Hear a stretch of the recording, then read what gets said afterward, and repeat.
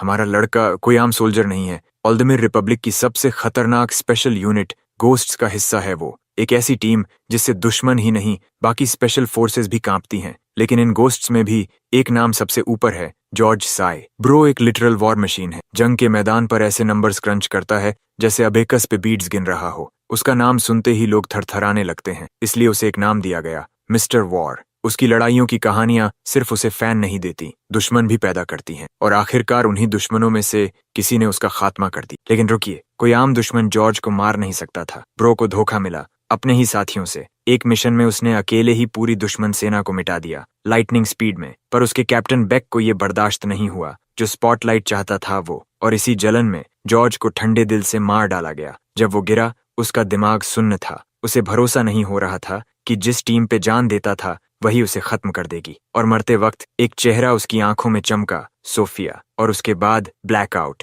पर ब्लैकआउट के बाद जो हुआ वो और भी डरावना था। जॉर्ज की आंखें खुलीं। सामने एक सड़ा गला लाश का ढांचा था जो उस पे गिरा पड़ा था। ब्रो ने तुरंत उसे धक्का दिया और देखा वो खुद भी लाशों के ढेर में दबा पड़ा है। सबकी हालत ऐसी कि देखने वाला उल्टी कर दे। तभी ट्रक जिसमें वो था पूरे लाशों के साथ एक खाई में बॉडीज को गिरा देता है। जॉर्ज ने लास्ट मोमेंट पे क्लिफ का किनारा पकड़ लिया। लिटरली मौत के किनारे से लौट आया वो जैसे तैसे ऊपर चढ़ा और देखा दर्जनों लाशें खाई में गिर चुकी थीं। और जिन लोगों ने वो बॉडीज फेंकी थीं वो ऐसे आराम से खड़े थे जैसे टोक्यो बे में डेड बॉडीज फेंकना कोई रोज का काम हो। हंसते हुए बोले, आज मछलियों को एक्स्ट्रा खाना मिलेगा। और तभी जॉर्ज को एहसास हुआ ये जापान है, वो जगह जहां वो कभी अपने पास्ट लाइफ में पैदा हुआ था। लेकिन ये क्या चल रहा है? वो तो मरा था 6 जुलाई 2025 को। अब यहाँ कैसे पहुंचा? जॉर्ज को कुछ समझ नहीं आ रहा। आखिरी बार मिडिल ईस्ट के एक मिशन में था, अब अचानक टोक्यो बे में लाशों के साथ क्यों है? और ये जगह गंदी, टूटी फूटी, झुग्गियों जैसी, जापान जैसी तो बिल्कुल नहीं लगती।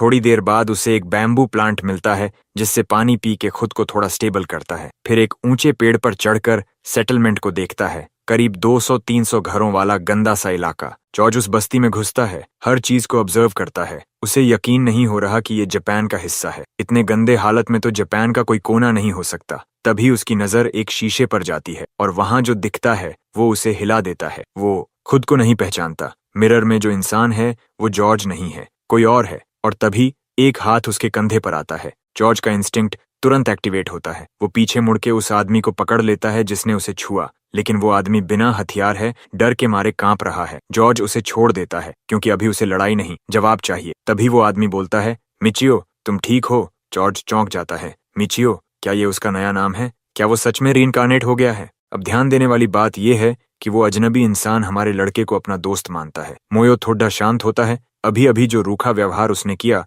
उसके लिए माफी मांगता है और अपने दोस्त को उठाने के लिए हाथ बढ़ाता है। दोस्त को राहत मिलती है कि मोयो ठीक है, खासकर जब हाल ही में उसने एक बर्बर पिटाई झेली थी। मगर मो को वो दर्द भरे लम्हे याद भी नहीं। दोस्त उस कमीने का नाम लेता है जिसने उन्हें इस हालत तक पहुंचाया, जा। मगर इससे पहले कि वो और कुछ बता पाए, डर का रूप पीछे से आ धमकता है, जैसे किस्मत ने उसे बुला लिया हो। मेरी स्कमबैग डिटेक्टिंग सेंसेस जोरों से चिल्ला रही। ये बंदा वही टिपिकल बफ गोरिल्ला है जो खुद को मेन कैरेक्टर समझता है। ये कमीना पर्पल हेयर्ड लड़के को उसका नाम लेते सुन लेता है और नाराज हो जाता है कि इन दो ने उसका नाम बिना किसी प्रॉपर ऑनरिफिक्स के ले लिया। मात्र क्षणिक होकर इतनी हिम्मत, सजा तो बनती है। गोरिल्ला अपना मुक्का कसता है और सीधा उस गरीब लड़के के चेहरे पर एक तबाही वाला घूंसा जड़ता है। वो लड़का बचता भी नहीं, सीधा जमीन पर घिसटता चला जाता है। हालांकि गोरिल्ला ने अपनी सारी भड़ास उस एक घूंसे में निकाल दी थी, पर उसकी भूख अभी शांत नहीं हुई। अब वो और वेंट करना चाहता है। वो उस बेबस लड़के के बाल पकड़कर उसे रूल्स याद दिलाता है, वही रूल्स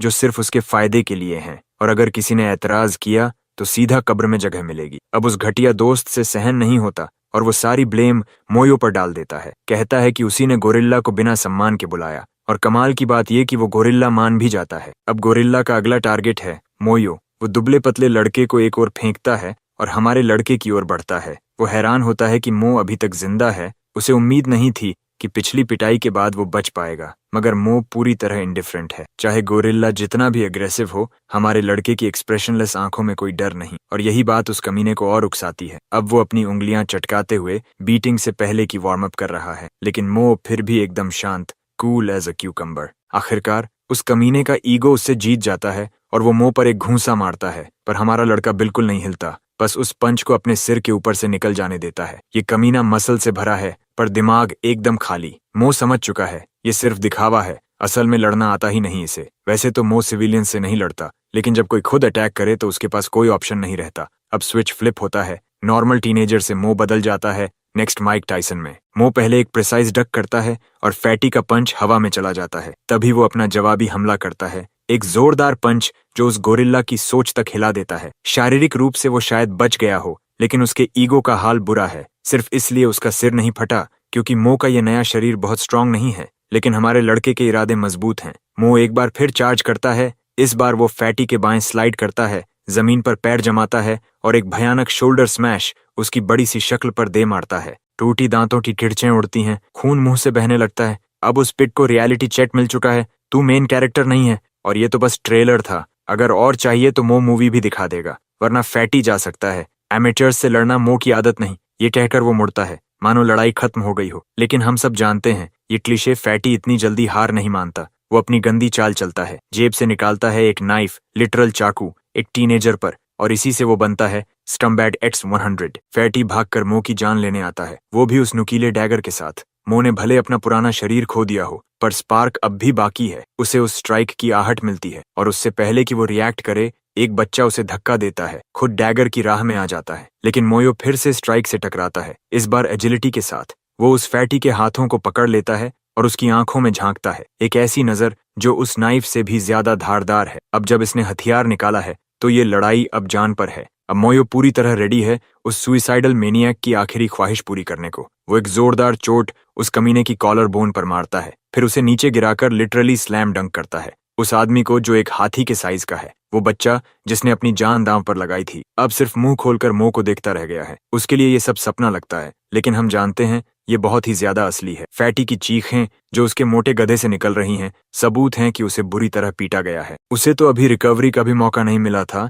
कि मो फिर से अपना अगला घूंसा तैयार कर लेता है, एक फाइनल बैलिस्टिक पंच जो इस कमीने को सीधा स्वर्ग पार भेजने के लिए था। बच्चा औ में देखता है जब मोयो अपना खून से सना हुआ मुट्ठी वापस खींचता है। फैटी शायद बेहोश हो गया हो, मगर उसका सिर अभी भी सलामत है। मोयो का मकसद था इसे सीधा फ्यूनरल होम भेजना, मगर ये कमजोर शरीर फिर आड़े आ गया। जो डैमेज हुआ वो कुछ भी नहीं। मोयो जानता है अब वक्त आ गया है इस कमजोर शरीर को फिर से उस पुरानी ताकत के शिखर तक ले जाने का। अब उस बच्चे की आंखें चमक रही हैं, जो अभी भी शॉक में है। उसे समझ ही नहीं आ रहा कि वो वीक एस मो कब ऐसा माचो बन गया। वो मो से जवाब चाहता है। मो थोड़ा ऑनेस्ट बनने का फैसला करता है। वो कहता है उसे एमनीजिया हो गया है, इसलिए उसे किसी की याद नहीं, इंक्लूडिंग दिस किड। बच्चा अपना नाम बताता है, कियो, जो पड़ोस में रहता है। लेकिन मिचियो बस पिग की लाश के बगल से गुजरते हुए कहता है, I don't remember anyone named कियो। ये सुनकर कियो थोड़ा चिढ़ जाता है, आखिर इतनी बॉन्ड थी और मो ऐसे कैसे भूल गया। पिग अभी भी जमीन पर पड़ा है, उसका स्विच अब फ्लिप हो चुका है, उसका सिर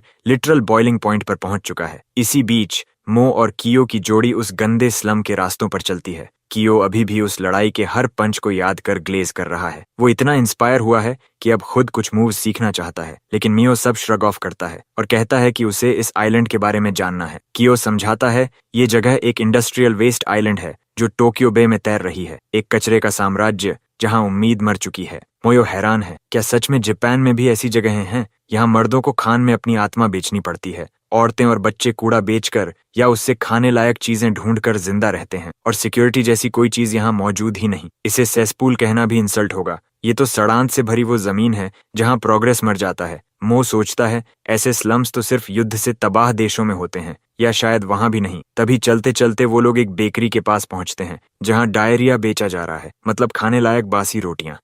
बावजूद इसके वो बच्चा इतना भूखा है कि उस स्टेल ब्रेड को देखकर उसके मुंह से लार टपकने लगती है। दुकानदार उसे भिखारी समझकर भगा देता है, जो उसके ईगो को चोट पहुंचाता है। इस कमीने को किसने हक दिया लोगों को जज करने का? तभी मो अपना एक करेंसी नोट निकालता है और काउंटर पर पटक देता है। दुकानदार हैरान रह जाता है, इतने पैसे उस होबो जैसे दिखने वाले टीनेजर के पास कहां से आए? वहीं कियो तो खुशी से पागल है। उस ब्रेड को देखकर उसकी आंखों में स्टार्स आ जाते हैं। कियो पूछता है, इतने पैसे कहां से लाए? मो कैजुअली बताता है कि अभी फाइट में जो बॉडीज गिरी थीं उन्हीं से उठा लिया। मैं प्राउड नहीं हूं किसी मरे हुए आदमी से पैसा चुराने में, लेकिन इस जगह में सर्वाइवल मॉरल्स। कियो समझ जाता है ये वो मो नहीं है जिसे वो जानता था। कुछ देर बाद वो लोग कियो के घर पहुंचते हैं। घर के अंदर कियो की माँ एक बेड पर पड़ी है, कमजोर और बीमार। बच्चा खुश होकर कहता है, माँ आज हम दावत करेंगे, मगर उसकी माँ को देखकर ही साफ हो जाता है माल न्यूट्रिशन ने उसकी हालत बिगाड़ दी है। फिर भी माँ खुद से ज्यादा अपने बेटे की फिक्र करती है। वो चाहती है कि बच्चा ब्रेड खाए। कियो उसे भरोसा दिलाता है,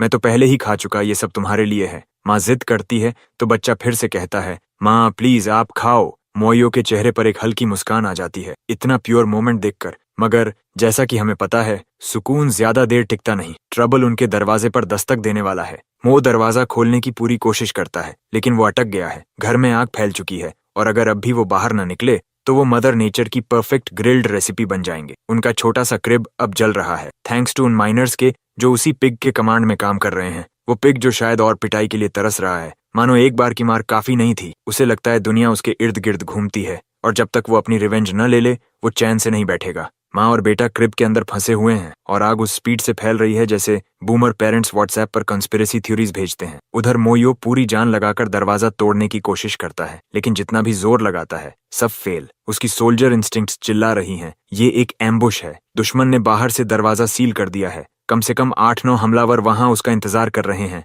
मो इधर उधर देखता है, कोई वेपन मिले तो। तभी उसकी नजर एक पाउच पर जाती है जो शायद काम आ सकता है। मो पाउच उठाता है और एक ही किक से दरवाजा उड़ा देता है। बाहर गेट को पकड़ रहे लोग ऐसे उड़ते हैं जैसे कचरे के थैले, लेकिन दरवाजे के बाहर उसका इंतजार कर रहा है वही फिल्थी बास्टर्ड अपने बदबूदार चमचों के साथ। पूरी गैंग हाइना जैसी हंसी हंसती है, जैसे शिकार खुद चलकर मौत लेने आया हो। पिग अपने सोल्जर्स को चारों तरफ से घेरने का आदेश देता है और वो सब अपने मास्टर के आगे घुटनों पर हैं। मुंह अब पूरी तरह ट्रैप हो चुका है, पीछे जलती आग, आगे दुश्मनों की फौज। अब बस एक ही रास्ता है, लड़ो। मो को अब भी ये पिग वाइब नहीं कर रहा, वही घमंडी हंसी, जैसे मान चुका हो कि जीत उसी की होगी। पर हमें पता है who's gonna get their ass whooped। Pig अब भी इसी ईगो को लेकर मो को सजा देना चाहता है और इसकी सजा सिर्फ एक डेथ सेंटेंस। वेरी वेल, मो एक बार फिर रेडी है इस पिग की आखिरी डिग्निटी इवेपोरेट करने के लिए। पीछे माँ बेटा स्मोक में स्ट्रगल कर रहे हैं, दम घुट रहा है। कियो चिल्लाता है मो, वो इशारे से कहता है जैसे ही मौका मिले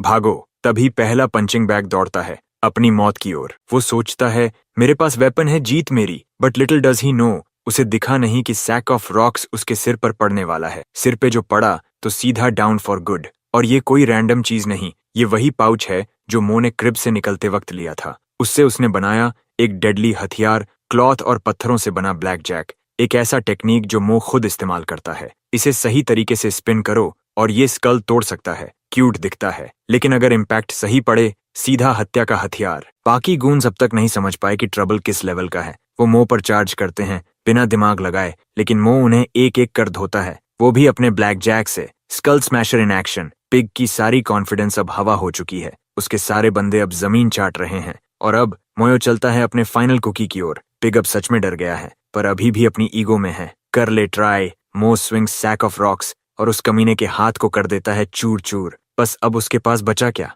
अब ये वाइनी बस दर्द से चिल्ला सकता है जैसे किसी ने उसे पीछे से ठोक दिया हो। उसका वही डैगर जो पहले उसका वेपन ऑफ फियर था, अब जमीन पर पड़ा हुआ है। पिग अब घुटनों पर है और उसे इस हालत में पहुंचाया एक ऐसा लड़का जो उसकी उम्र का आधा भी नहीं, और यही डिफीट को इतना ह्यूमिलिएटिंग बनाता है। मोयो अब फाइनल ब्लो देने को तैयार है फॉर द किल, लेकिन पिग अब एक रोते हुए बच्चे में बदल जाता है, प्लीज स्पेयर मी। लेकिन मो कोई मर्सी वाला बंदा नहीं। वो फिर ब्लैक जैक उठाता है। बच्चा गिड़गिड़ा रहा था, बड़ी एथिक्स की बातें करते हुए कि हत्या करना गलत है, जैसे मोयो को ये पहले से ना पता हो। लेकिन मोयो को उस बच्चे की बकवास में कोई इंटरेस्ट नहीं था। वो बस उस बोरी को घुमा रहा था, बार बार ताकत इकट्ठा कर रहा था। बच्चा जान बचाने के लिए दौड़ पड़ा और मेरा बंदा उस बोरी को और तेजी से घुमाता गया। जैसे ही मोमेंटम पिक किया, उसने एक ही झटके में वो इनर्शिया उस हरामी की ओर छोड़ दिया। किस्मत से वो घातक वार मिस हो गया, लेकिन बगल का एक पेड़ जरूर गिरा दिया। सोचो अगर वो फैटी की टांगों पर लगता तो क्या होता। मेरा बंदा भी डिसअपॉइंट था कि वार मिस हो गया। बच्चा जैसे तैसे जान बचाकर भाग निकला और गहरी सांस ली। दूसरी ओर चांदनी रात में एक शेडी वेयरहाउस के अंदर वो मोटा जिया अपने बॉस से मिल रहा था। वो मिन्नतें कर रहा था कि मोयो को मारने की इजाजत दी जाए। उसे एक मॉन्स्टर बता रहा था जिसने उनके सारे आदमी तबाह कर दी। जैसे तैसे बॉस की कृपा मिलती है और जिया खुश हो जाता है, लेकिन अगला पल उसके लिए शॉक था। बॉस ने सीधे उसके मुंह पर ऐसा पंच मारा कि चेहरा खून से भर गया। एक मियर स्लेव माइनर से हार जाना बॉस के लिए ये इंसल्ट थी, और ये इंसल्ट अब एग्जीक्यूशन से ही साफ होगी। फैटी जिया की चीखें वेयरहाउस में गूंजती हैं। बॉस के ब्रास नकल से घूंसे पड़ते हैं लगातार, जब तक कि उसका चेहरा पहचान में न आए। उसके बाद बॉस का पेट डॉग भी मजा लेता है, जरा खून का स्वाद छककर। और फैटी ही आखिरी शिकार नहीं है, असली निशाना तो अब मोयो है, और सबको पता है इसका क्या अंजाम होगा। अगले सीन में हम वापस उस टूटी फूटी झोपड़ी में जाते हैं जहां मोयो, वो बच्चा और उसकी बीमार माँ रात गुजार रहे हैं। बच्चा थका हुआ है, उसने इतनी मेहनत से ये ठिकाना बनाया और अब सब बर्बाद हो गया। माँ बर्डन नहीं बनना चाहती, लेकिन लड़का कूल है। ये सिर्फ एक डील है, कोई इमोशनल फेवर नहीं। वो लोग मोयो को आइलैंड के बारे में सब बताते हैं, कैसे सब कुछ चलता है, खाना कहाँ स्टॉक होता है, कौन सप्लाई कंट्रोल करता है। एक एक छोटा डिटेल मोयो को चाहिए। दूसरी ओर कियो परेशान हो रहा है मोयो के इंडिफरेंट एटीट्यूड से। उसकी आंखों में अब वो वार्मथ नहीं रही, ना ही टोन में कोई सोल है। कियो को समझ नहीं आता कि सिर्फ याददाश्त जाने से ये पर्सनालिटी कैसे बदल गई। क्या कोई ग्लिच है मैट्रिक्स में? अंदर ही अंदर मोयो को कियो की बात लगती है। पिछली जिंदगी में वो एक सोल्जर था जिसे उसके अपने ही साथियों ने गोली मार दी थी, शायद कैप्टन बेक के ऑर्डर्स पर। वो बिट्रेयल आज भी मोयो को जिंदा खा जाता है। इसलिए अब इस गंदगी में रहना मुमकिन नहीं, उसे इससे निकलना ही है और सब गद्दारों से बदला लेना है। अगली सुबह वो यूजुअल बॉडी स्ट्रेंथनिंग ड्रिल करता है, हैंड स्टैंड से शुरुआत, फिर वर्टिकल पुशअप्स, जिससे आर्म्स और कोर मजबूत हो। अगर यहाँ सर्वाइव करना है तो अपनी पुरानी ताकत वापस लानी होगी। उसी वक्त एक जाना पहचाना चेहरा दौड़ता हुआ आता है। वही लड़का जिसने पहले उसे धोखा दिया था, अब वही उसे याद दिला रहा है कि आज माइन में उनकी ड्यूटी है। मोयो पुराने धोखे को भूलकर काल्म रहता है, सोचता है कि शायद माइन में कुछ अच्छा इंटेल मिल जाए। नीचे की माइन में सारे स्लेव माइनर्स दो लाइन में खड़े हैं और उनके ऊपर बॉस का कमांड है। हमारे बंदे के साथ वही कुछ गूंस भी हैं जिन्हें उसने कल मारा था। जैसे ही मोयो को देखते हैं कांपने लगते हैं। बॉस तेज आवाज में अनाउंस करता है, जा, टीम जी का सुपरवाइजर मर गया है। जैसे किसी ने ट्रक से टक्कर मार दी हो, सब शॉक में। और अब नया लीडर बनाया गया है, नंबर 8, वही जिसने हमारे बंदे को बिट्रे किया था। अब वही कायर उस कुर्सी पर बैठेगा जिस जिया ने टेरर से भरी थी। उसे खुद भरोसा नहीं हो रहा कि अब वो उस पोजीशन पर है। माइन के बारे में बात करें तो स्लेव माइनर्स को रोज 7 बजे सुबह से 11 बजे रात तक लगातार फिजिकल लेबर करना पड़ता है। अंदर की सुरंगें बहुत गहरी हैं और हालात बेहद क्रूर। ये जगह शरीर को तोड़ देती है, खासकर 40 की उम्र पार कर चुके लोगों को। बीमारी, चोटें, एग्जॉस्शन यहाँ की दिनचर्या बन चुकी है। और इन सब के बीच मोयो अपने रिवेंज और एस्केप की तैयारी कर रहा है, चुपचाप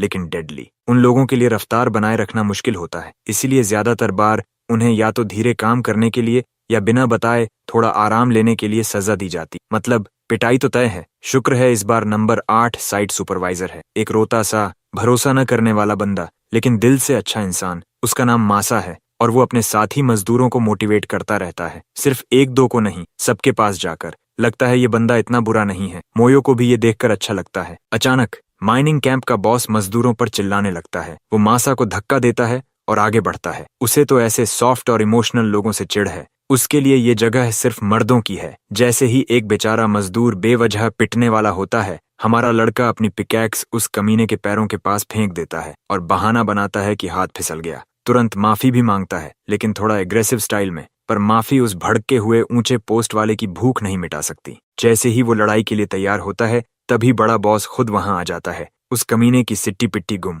बॉस ने सब कुछ सुन लिया था और अब वो चाहता है कि उसका चेला उससे लड़े। वैसे उसका नाम है कुसानागी। पूरा माइंस पैनिक कर जाता है जब कुसानागी दिखाई देता है। जो कुत्ता सबको डराता था, अब खुद डर से कांप रहा है। अपने मालिक से लड़ने की हिम्मत उसमें नहीं। निराश होकर कुसानागी अपना मुक्का बंद करता है और एक जबरदस्त पंच सीधे उसके चेले के सिर पे मारता है। बाकी लोग सदमे में हैं और मोयो उस बंदे की फाइटिंग स्किल्स नोट कर रहा है। कुसानागी सीधा प्रेशर पॉइंट्स टारगेट करता है और अपने दुश्मन को आउट कर देता है। अब वो अगला फाइट ढूंढ रहा है। असल में उसका असली मकसद मोयो से लड़ना है। वो मौका देखकर उसे ड्यूल के लिए खींचता है, लेकिन मो का रूल है बिना वाजिब वजह के फाइट नहीं। पर कुसानागी पीछे हटने वाला नहीं। वो तब तक चैन नहीं लेगा जब तक मुट्ठियां न टकरा जाए। वो झपटता है और मोयो भी तुरंत स्टांस में आ जाता है, बिना किसी तैयारी के। ब्लॉन्डे ब्रूट अपने अंडरिंग की पिटाई का बदला लेना चाहता है। मोयो खुद को प्रोटेक्ट करने के लिए हाथ उठा लेता है। सामने से कुसानागी की पंचों की बारिश शुरू हो जाती है। हर एक हिट भारी, ताकतवर और रोक पाना मुश्किल। मासा और उसके ग्रुप को यकीन है कि अगर ऐसे ही चला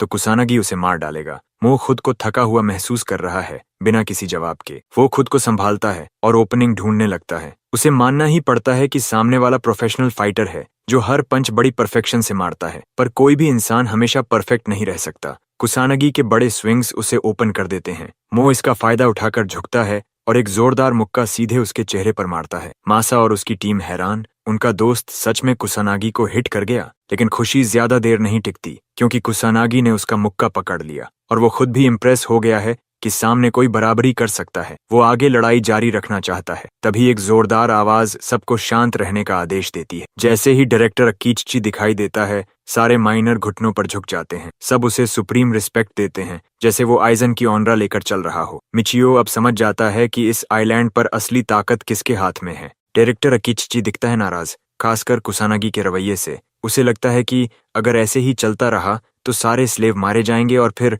काम कौन करेगा। वो कुसानागी को वार्न करता है कि अगर उसने ये सब बंद नहीं किया तो वो उसे मार्कस के पास रिपोर्ट कर देगा, और मार्कस तो ब्लड पैक्ट है, उससे भिड़ना मतलब खुद मौत को न्योता देना। अब कुसानागी थोड़ा पीछे हटता है, लेकिन उसके अंदर की आग बुझी नहीं, बस फिलहाल रुकना मजबूरी है। जैसे ही किसी ने ब्लड पैक्ट मार्की का नाम लिया, कुसानागी के रोंगटे खड़े हो गए। वो एक पल में ठंडा पड़ गया और अपने एक्शंस पर दोबारा सोचने लगा।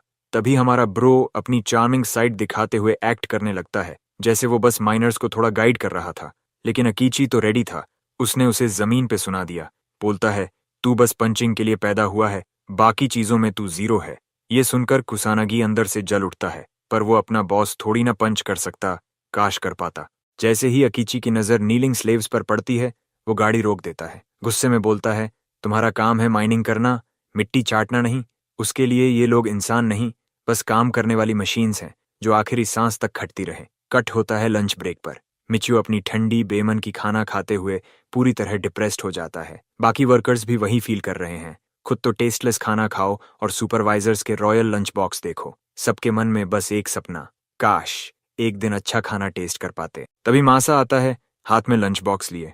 वो मो के पास आकर अपनी प्रीमियम लंच का एक हिस्सा ऑफर करता है, पर मो सीधे मना कर देता है। मासा शॉक्ड रह जाता है, कोई इतना अच्छा खाना कैसे रिजेक्ट कर सकता है। लेकिन मो का रीजन सॉलिड है, उसे किसी पर भी फेवर का कर्ज पसंद नहीं। मासा तब समझाता है कि ये फेवर नहीं, रिडेम्पशन है। जब जा ने मो को पीटा था, मासा ने उस पर इल्जाम डाला था। अब वो अपना गिल्ट क्लीन करना चाहता है। ये उसका अपॉलॉजी है। मो उसकी ऑनेस्टी देखकर सॉफ्ट पड़ जाता है। ब्रो एक पीस चिकन उठाता है और बोलता है, एक झूठ के बदले एक पीस काफी है, और वहीं रुका रहता है। जबकि मासा मो की काइंडनेस एडमायर कर रहा था, उसके दोस्त पीछे से उस पर कूद पड़ते हैं। भाई, अगर वो नहीं खा रहा तो हमें दे दे। मासा भी दिल वाला इंसान निकला, दोनों को एक एक पीस दे देता है। लेकिन उनकी खुशी शॉर्ट लिव्ड होती है। एक सुपीरियर चिल्लाता है कि मजे बहुत हो गए, अब वापस काम पर लगो। Work resumes and the grind is brutal. मो को फाइनली ये समझ आता है कि यहाँ स्लेव्स की कोई वैल्यू नहीं, खाना ठीक नहीं, ब्रेक्स नहीं, और एक्सपेक्टेशन स्काई हाई हैं। एक वर्कर एग्जॉस्शन से गिर जाता है। मासा दौड़ता है उसे देखने, पर तभी एक सुपीरियर आता है। वो बिना इमोशन के बॉडी को लात मारकर उलटता है और पल्स चेक करता है। बंदा मर चुका है, और बिना प्रेयर या रिस्पेक्ट के चिल्लाता है, ग्रुप जी, इस डेड बॉडी को उठाओ और बाहर फेंको। मासा की आंखों से जेन्युइन आंसू गिरते हैं। वो मुंह से कहता है, तू भी इसी आग में खुद को मत झोंक। पर एडवाइस का क्या फायदा, यहाँ मैनेजर्स को कुछ फर्क नहीं पड़ता। मर जाए कोई, काम फिर भी चालू रहेगा। मो को अब सच में समझ आ गया है, ये जगह दुनिया की सबसे नीच जगह है, जहाँ इंसान की कीमत कचरे से भी कम है। दिन का अंत होता है, घंटी बजती है और मासा ऑलमोस्ट गिर जाता है, पर खुश होता है कि दिन खत्म हुआ। वहीं मोयो, शांत, कंपोज्ड, जैसे अभी शिफ्ट शुरू ही नहीं हुई। Pro is literally build different. मासा से कामली बोलता है, मुझे ऐसे फिजिकल स्ट्रेन की आदत है, कुछ भी फील नहीं होता। मासा को यकीन ही नहीं हो रहा था। उसे लगने लगा कि मिशी शायद इंसान ही न हो। इतने में मैनेजर दहाड़ता है, चुप रहो, बकवास बंद करो। वैसे हर दिन के अंत में मजदूरों को पूरी तरह कपड़े उतारने पड़ते हैं। थके हारे, नग्न हालत में उन्हें बिना रुके ऊपर की सीढ़ियां चढ़ने का आदेश होता है। मैनेजर उनकी हदों से परे जाकर जुल्म करता है, ये सुनिश्चित करने के लिए कि कोई चोरी न करे। उनकी बॉडी की जांच करता है, और हाँ, बम चेक भी करता है, क्योंकि यहाँ चोर इस हद तक जाने को तैयार हैं। जब ये अपमानजनक इंस्पेक्शन पूरा हो जाता है, तब उन्हें ऊपर की सरफेस पर लाया जाता है। यहाँ G9 ग्रुप तैनात रहता है, बस भुगतान के लिए। एक दिन की 16 घंटे की दर्दनाक मजदूरी के बदले उन्हें मिलते हैं सिर्फ 1000 येन। लेकिन इन स्लेव्स के लिए ये ऐसे है जैसे बैंक अकाउंट में करोड़ों आ गए हों। एक आदमी तो इतना एसस बिहेव कर रहा था कि लग रहा था उस नोट से शादी कर लेगा। मिचियो घृणा से देखता है, ये कैसे लोग हैं जो इस तरह के हालात में भी खुशी ढूंढ रहे हैं। तभी कुछ ऐसा होता है जो सभी को पागल बना देता है। Smiley sell venue. एक खूबसूरत सेल्स गर्ल आती है और कहती है, आज माइनिंग अप्रिसिएशन डे है, 20% डिस्काउंट मिलेगा। मो को तो ये दिन पता भी नहीं था, और बाकी सब तो ऐसे दौड़ पड़े जैसे जंगल के जानवर हों। वही चश्मे वाला बंदा जो पहले बिल से प्यार कर रहा था, अब बियर और चिप्स ऑर्डर करता है। अपनी कमाई का एक स्त्री वहीं उड़ा देता है। इतना ही नहीं, स्क्विड स्नैक भी ले लेता है। बाकी स्लेव्स भी पगला जाते हैं और सेल्स गर्ल को बोलना पड़ता है, शांत हो जाओ। फिर तो सब बियर में डूब जाते हैं, जैसे जिंदगी में पहली बार जी रहे हों। कुछ लोग बचत की सोचते हैं, मगर कुछ एक ही दिन में पूरा वेतन उड़ा देते हैं। मो फिर सोचने लगता है, ये लोग अभी कुत्तों से भी बुरा ट्रीट हो रहे थे, और अब इनका ठाठ देखो। मासा आता है और खुद से शर्मिंदा होता है। उसे अफसोस होता है कि वो दूसरों से जल रहा था। मो को अब समझ आता है कि मासा तो एक भी येन खर्च नहीं करता। वो खुद भी खुशी पाना चाहता है, लेकिन मासा का गोल पक्का है, परीसो पास। मो जल्दी से पूछ बैठता है, भाई, ये पास क्या चीज है? मासा को समझ आता है कि इसका दोस्त सब भूल गया है। जब वो इस आइलैंड पर लाए गए थे, तब उन्हें कहा गया था, तुम अब स्लेव्स हो, जानवरों से भी बुरा हाल होगा, लेकिन एक उम्मीद है, अगर तुम 1 मिलियन येन जमा कर लो, तो परीसो पास मिल सकता है और तुम आजाद हो जाओगे। उस वक्त सबने कसम खाई थी, पैसे बचाएंगे, भाग निकलेंगे। हाँ, वही चश्मे वाला बंदा सबसे ज्यादा चिल्ला रहा था उस दिन, और आज वो पूरा वेतन स्नैक्स पर उड़ा चुका है। सिर्फ मासा ही था जिसने तब एक कसम खाई थी, चाहे जितनी भी जिल्लत झेलनी पड़े, एक भी येन खर्च नहीं करूंगा। Bro must be listening to David Goggins. अब मो की आंखें खुलती हैं। उसे समझ आता है, ये आइलैंड इतना शांत क्यों है, क्यों कोई बगावत नहीं करता, क्योंकि एडमिन्स ने 2 झूठे सपने दे रखे हैं। एक, होप का सपना, परिसो पास, जो शायद कभी न मिले, और दूसरा, प्लेजर का सपना, छोटी छोटी खुशियां जो उन्हें व्यस्त रखें। ये एक ऐसा साइकोलॉजिकल ट्रैप है, दर्द भूल जाओ, खुशी में खो जाओ। इतना खूबसूरती से डिजाइन किया गया कि मो अंदर से घिन से भर जाता है। वो चुपचाप अपनी जेब से नोट निकालता है और मासा के पास आता है। भाई, और कितना पैसा चाहिए तुझे पास के लिए? मासा सहम जाता है। इतना संवेदनशील सवाल अगर किसी ने सुन लिया तो लेने के देने पड़ सकते हैं। उसकी आंखों में डर झलकता है। मेचियो पूरी तरह सीरियस है अपने इरादों को लेकर।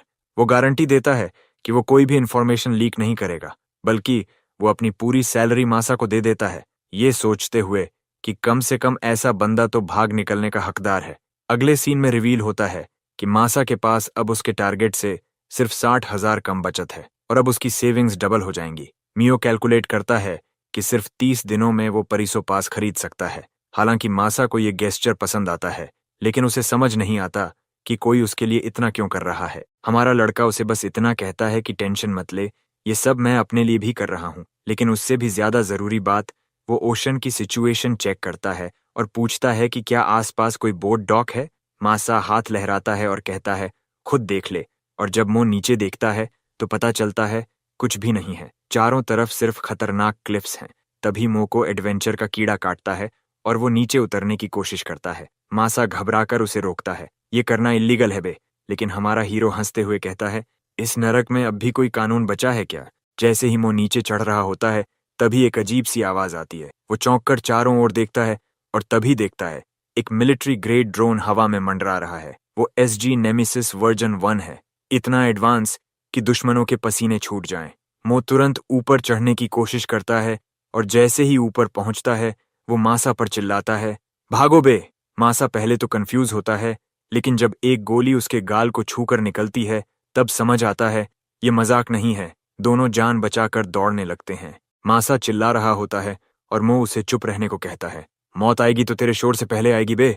ड्रोन फायरिंग करता है, लेकिन मूवी वाले मेन कैरेक्टर की किस्मत देखो, एक भी गोली नहीं लगती। मो पीछे मुड़कर उस ड्रोन की स्पीड, डिजाइन और मूवमेंट देखता है और पहचान लेता है, ये SG नेमिसिस है। एक बार टारगेट लॉक हो जाए तो तब तक पीछा करता है जब तक टारगेट एग्जीक्यूटेड न हो जाए। चाहे तुम एंड्रू टेट की बुगाटी में बैठकर भागो, ये छोड़ेगा नहीं। इसी वजह से इसका निकनेम है मैड परस्यूअर। मो समझता है कि भागते रहने से कुछ नहीं होगा, इसलिए वो अचानक डायरेक्शन चेंज करता है और ड्रोन को एक डेड एंड की तरफ ले जाता है। मासा भी डरता है, लेकिन अब भरोसा करना ही पड़ता है। दोनों फुल स्पीड में जंगल की ओर भागते हैं। ड्रोन की ट्रैकिंग स्किल्स इतनी शार्प हैं कि सेकंड्स में पीछे आ जाता है। मो को मासा को पीछे घसीटना पड़ता है, क्योंकि बेचारा 16 घंटे की शिफ्ट के बाद दौड़ नहीं पा रहा। थकान अब मौत का साया बनती जा रही है, और तभी मो के दिमाग में एक आइडिया आता है। एक ब्रांच पर बैठा नन्हा सा चूहा उसे दिखता है। बस यही है उनकी जान बचाने का टिकट। वो बिना टाइम वेस्ट किए माउस को अपनी इन्वेंट्री में डालता है और दौड़ना शुरू कर देता है। वो मासा को कहता है, मेरी काउंटडाउन खत्म होते ही रुक जाना। मासा थक कर बोलता है, तू मरवाएगा, लेकिन वो ध्यान नहीं देता। और जैसे ही काउंटडाउन खत्म होता है, वो चूहे को पकड़कर माफी मांगते हुए जोर से ड्रोन की तरफ फेंकता है। ड्रोन तुरंत टारगेट चेंज करता है। ड्रोन की सेंसर चूहा पहचानते हैं और वही बन जाता है उसका नया टारगेट। गोलियों की बरसात होती है और वो मासूम चूहा शहीद हो जाता है। FS in the chat for our fallen soldier. लेकिन उसी बलिदान के बदले मो और मासा को मौत के जबड़े से भाग निकलने का मौका मिल जाता है। दोनों गिरते पड़ते भागते हैं, सांसें फूली हुई, पसीने से लथपथ, लेकिन चेहरे पर एक बात साफ है, आज फिर मौत को धोखा दे दिया।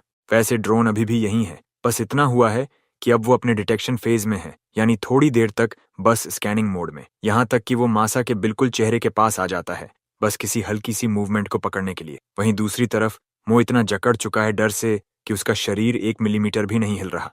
लेकिन एक प्रॉब्लम है, उसके माथे से बहता पसीना। सौभाग्य से वो साउंड इतना छोटा होता है कि ड्रोन उसे डिटेक्ट नहीं कर पाता। कुछ सेकंड्स की स्कैनिंग के बाद ड्रोन अपना फेस घुमाता है और एग्जीक्यूशन कंप्लीट डिक्लेयर करके उड़ जाता है। और ऐसे एसजी नेमेसिस के कोप से बचने में मो और मासा कामयाब हो जाते हैं। जान तो बच गई, लेकिन बाल बाल। मो मासा को सहारा देता है और बताता है कि ये जो मशीन थी वो अदलमीर मिलिट्री की बनाई हुई थी। एक ऐसा ड्रोन जो दुश्मन को मारने में दया नहीं करता, बल्कि ये इतना बेरहम था कि दुश्मन और अपने सैनिक में फर्क करना भी बंद कर देता था। इसलिए इसे वॉर से हटा दिया गया था। मासा तो सुनकर दंग रह जाता है, ऐसी मशीन को कोई वॉर जोन में क्यों भेजेगा? लेकिन मो का ध्यान कहीं और है। क्यों इस आइलैंड पर ऐसी जानलेवा टेक्नोलॉजी यूज हो रही है जिसे इंटरनेशनल लेवल पर बैन कर दिया गया था? क्या ऑल्डियर मिलिट्री का इस आइलैंड से कोई लिंक है? सवाल तो बहुत हैं, लेकिन जवाब अब तक कोई नहीं। ड्रोन से बाल बाल बचने के बाद मो आखिरकार अपने घर लौटता है। छोटा बच्चा उसे देखकर उछल पड़ता है, जैसे कोई मरकर जिंदा लौट आया हो। बच्चा थोड़ा परेशान भी है कि मो को इतनी देर क्यों लग गई, लेकिन उसकी माँ प्यार से कहती है, अरे वापसी का स्वागत तो ठीक से कर। मो मुस्कुराता है और पूछता है, क्या पक रहा है? सामने आता है एक बर्तन जिसमें कोई अजीब सी स्टू पक रही है। क्यू पूरे गर्व से बताता है, आज स्पेशल डिश है। मो अंदर से थोड़ा एक्साइटेड होता है, लेकिन जैसे ही टेस्ट करता है उसकी आत्मा कांप जाती है। भाई का रिएक्शन ऐसा है जैसे वो गॉर्डन रैमसे के शो में गया हो और उसे कुत्तों का खाना परोसा गया हो। मुंह में जैसे ही एक चम्मच गया, मो का चेहरा ऐसा बनता है मानो जिंदगी के फैसलों पर पछता रहा हो। भाई ये खा रहा हूं या सजा काट रहा हूं? इतना खट्टा और बेस्वाद कि उसने कभी अपनी मिलिट्री की डिप्रेसिंग राशन भी इतनी बुरी नहीं खाई थी। लेकिन कमाल की बात यह है कि वो इसे खाते हुए इतना खुश है जैसे हेवन का स्वाद छक रहा हो। वो समझ ही नहीं पाता कि कोई इतनी घटिया चीज को इतना एंजॉय कैसे कर सकता है। लेकिन जवाब आता है, कभी इससे भी बदतर खाया है। असल में इस आइलैंड पर लेफ्ट ओवर फूड भी लग्जरी है, क्योंकि जिंदगी में तो ये भी एक ट्रीट है। स्टू के अंदर पड़े मिट्टी के कीड़े भी उसे नूडल्स जैसे लग रहे हैं। वो एक छोटा सा मीट का टुकड़ा देखता है और खुशी से उछल पड़ता है, जैसे किसी ने उसे लॉटरी दे दी हो। लेकिन उसकी माँ चुप है, वो बेटे की तरफ आंख भी नहीं मिला पा रही। मो समझ जाता है यहाँ की सच्चाई किसी डार्क साइंस फिक्शन से कम नहीं है। बच्चा उस मीट को उठाकर खाता है जैसे कोई खजाना मिल गया हो। खाने के बाद क्यूमो की तरफ हाथ फैलाकर देखता है। मो कंफ्यूज है, ये क्या हो रहा है? बच्चा छिड़कर कहता है, भाई खाना बनाया है, पैसे तो दो। लेकिन बेचारा मो तो अपनी पूरी सैलरी मासा को दे चुका है। उसका चेहरा देखने लायक होता है जब वो कहता है, भाई अब से मेरी हर रोज की कमाई भी मासा को जाएगी। क्योंकि आंखों के सामने अंधेरा छा जाता है, उसका बेशकीमती स्टू गिर जाता है जमीन पर और वो सारा गुस्सा मुंह पर निकालता है। भाई बस प्रे कर रहा है कि उसे हार्ट अटैक ना आ जाए। क्यों का चेहरा इतना उदास हो जाता है कि मो को खुद अफसोस होता है। लेकिन फिर वो बर्तन को एक तरफ रखता है, सांस लेता है और कहता है, अब टाइम है प्लान शुरू करने का। मो क्यू को इंस्ट्रक्शन देता है, सारे लेफ्ट ओवर समेट ले और मेरे पीछे आ। क्यू को अब तक समझ नहीं आ रहा कि ये बंदा आखिर प्लान क्या कर रहा है, लेकिन मान ही जाता है। अगले सीन में दोनों जंगल में हैं, सामने एक टोकरी और बिखरे हुए खाने के टुकड़े। मो अपनी स्टू को जमीन पर पलट देता है। क्यू के लिए तो ये भूख में बर्बादी लग रही है, लेकिन हमारे लड़के के दिमाग में कुछ और चल रहा है। वो इन बासी खाने को यूज करना चाहता है एक ट्रैप सेट करने के लिए। वो जो टोकरी थी वो एक एंकर बन जाती है। जैसे ही कोई जानवर खाने आता है उसे कैच कर लिया जाएगा। मो को पूरा भरोसा है कि इस जुगाड़ से कम कोई छोटा मोटा एनिमल तो फंस ही जाएगा, अब चाहे वो जंगली चूहा ही क्यों ना हो। क्यों सुनकर थोड़ा घबरा जाता है, भाई राइट्स। लेकिन मो समझाता है, सीवर के चूहे बीमारियां फैलाते हैं पर वाइल्ड वाले प्योर प्रोटीन हैं। फिर कहता है, अगर तुझे रैट नहीं खाना तो कोई और चीज पकड़ लेंगे, टेंशन मत ले। फिर वो दोनों और गहरे जंगल की तरफ बढ़ते हैं। क्यों सोचता है, क्या हम और ट्रैप लगाने जा रहे हैं? उसे समझ नहीं आता कि इतने घने जंगल में ट्रैप लगाना क्यों जरूरी है। लेकिन मो एक हार्ड मांस का सोल्जर जानता है, जानवर ऐसे ही जगहों में छुपते हैं जहां कवर हो। और तभी क्यू की आंखें फटी की फटी रह जाती हैं। सामने वाले ट्रैप में एक चिड़िया फंसी होती है। सिंपल से बाइट से ये शिकार हो गया। मो मुस्कुराता है, आज की डिनर तो सेट है। क्यों खशी से चमक उठता है, अब असली खाना मिलेगा। लेकिन अब कट करते हैं सीन को माइंस के एडमिन बिल्डिंग में। वहां एची रिपोर्ट चेक कर रहा है। 650 टन निकाले गए हैं इस बार, लेकिन इसके साथ ही 9 गुलाम मर गए सिर्फ थकावट से। पिछले हफ्ते में जितनी मौतें हुई हैं उससे ये बात साफ है, लोग कुपोषण और कमजोर शरीर के कारण दम तोड़ रहे हैं। डिप्टी डायरेक्टर वेसिमा कुछ इंसानियत दिखाता है, हमें इन्हें खाना और आराम देना चाहिए, लेकिन तभी एंट्री होती है उस घटिया कमीने इंसान की, अकीची। वो रिपोर्ट हवा में उछाल कर कहता है, ह्यूमन लाइफ, मुझे घिन आती है इस शब्द से। इस आइलैंड पर रहने वालों को वो इंसान मानता ही नहीं। वेसिमा कुछ कहने की कोशिश करता है, लेकिन अकीची उसकी औकात याद दिला देता है। अगर मर रहे हैं तो मरने दो, मुझे सिर्फ आउटपुट चाहिए। और हफ्ते दर हफ्ते आउटपुट बढ़ भी रहा है। ये लालची भेड़िया सिर्फ अपने प्रमोशन की सोच रहा है। उसे इस भट्टी जैसे नरक में रहना भी मंजूर नहीं, बस पोजीशन ऊपर करनी है। वो कहता है, अगर एक एक गुलाम की जान निकालनी पड़े तो निकालो, बस मेरी रैंक बढ़नी चाहिए। वेसिमा का चेहरा सफेद पड़ जाता है, लेकिन रैंक में छोटा होने की वजह से वो कुछ कह नहीं सकता। फिर आता है फाइनेंशियल डेटा। इस हफ्ते की टोटल सैलरी थी 2.8 मिलियन येन और गुड्स की वैल्यू लगभग 2.5 मिलियन। रिकवरी रेट है लगभग 90%, यानी जो पैसा दिया लगभग पूरा वापस आ गया। अब आप पूछोगे, कैसे? याद है वो पीने खाने वाले बेवकूफ गुलाम जो अपनी पूरी कमाई खा पी कर उड़ा देते हैं? वही असली प्लान है। उन्हें खर्च करवा दो और पूरा पैसा फिर से सिस्टम में डाल दो। अकीची इसे जानवरों को ट्रैप में फंसाने जैसा मानता है। डायरेक्टर पूछता है, कोई अजीब रिपोर्ट? और तब जवाब मिलता है, एक गुलाम पैसा सेव कर रहा है, पेरिसोपास के लिए। इस नाम को सुनकर पूरा रूम ठहाकों से भर जाता है। उन्हें लगता है कोई बेवकूफ ही होगा जो सोचता है कि 1 मिलियन येन सेव कर सकता है। लेकिन जहां सब हंस रहे हैं, अकीची इंटरेस्टेड हो जाता है। वो गंभीर हो जाता है। उसकी आंखों में वो खतरनाक चमक लौट आती है। कौन है ये स्लेव? जरा देखना पड़ेगा। अगले दिन सुबह सुबह मासामो के दरवाजे पर आकर आवाज लगाता है, लेकिन आवाज पीछे से आती है, मैं यहाँ हूँ। मासा पलटकर देखता है और उसकी आंखें फटी रह जाती हैं। मुंह बाहर शर्टलेस ट्रेनिंग कर रहा है, ऐसे जैसे वो गोकू से फाइट करने निकला हो। उस नरक जैसे आइलैंड पर जहां खाना तक नसीब नहीं होता, ये बंदा बाइसेप्स फुल पंप में निकाल रहा है। मो बिना रुके पूछता है, क्या चाहिए? मासा हकलाकर बोलता है, वो काम पर चलना था। लेकिन उस वक्त उसके पास शब्द ही नहीं थे। मो ट्रेनिंग रोकता है और कहता है, कमजोर शरीर से कोई सपना पूरा नहीं होता।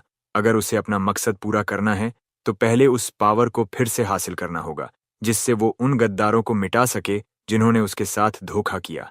मासा कुछ नहीं समझता। उसे बस लगता है कि मो अजीब किस्म का पागल है जो खदान जाने से पहले फिटनेस कर रहा है। इतने में क्यू भी बाहर निकल आता है, आंखें मलते हुए। जैसे ही मासा अपना नाम बताता है, बच्चा भड़क जाता है। क्यों चिल्लाता है, यही है वो, यही है जिसने हमारे पैसे ले लिए। मासूमियत में वो कह देता है कि मो के सारे पैसे वो खाने के लिए सेव कर रहे थे। हमें पेट भर खाना तक नहीं मिलता। उसकी ये मासूम तकलीफ मासा को अंदर तक हिला देती है। एकदम से उसके दिमाग में यूई की यादें दौड़ पड़ती हैं। उसकी छोटी बहन जो भूखी होती थी और मासा उसके लिए ब्रेड रस्क्स बनाता था।